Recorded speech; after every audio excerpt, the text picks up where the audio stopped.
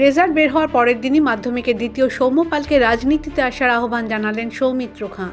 শনিবার সৌম্যর বাড়িতে শুভেচ্ছা জানাতে গিয়েছিলেন বিষ্ণুপুরের সাংসদ সৌমিত্র।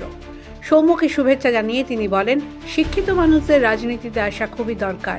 সৌম্য যেন ভবিষ্যতে পড়াশুনো শেষ করে দেশ চালানোর জন্য রাজনীতিতে আসে।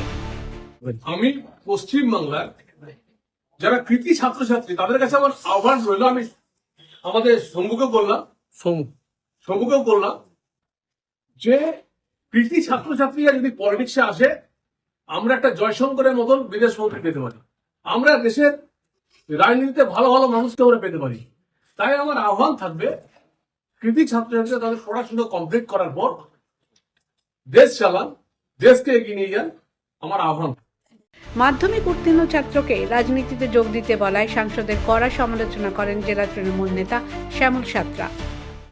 সৌম্য পাল আমাদের বাঁকুড়া জেলার গর্ব। রাজ্যে মাধ্যমিক পরীক্ষায় দ্বিতীয় স্থান অধিকার করে আমাদের বাঁকুড়া জেলার মুখকে উজ্জ্বল করেছে। সুতরাং এই 16 বছরের একটা ছাত্রকে রাজনীতির কথা শোনানো মূর্খামির পরিচয় ছাড়া অন্য কিছু নয়।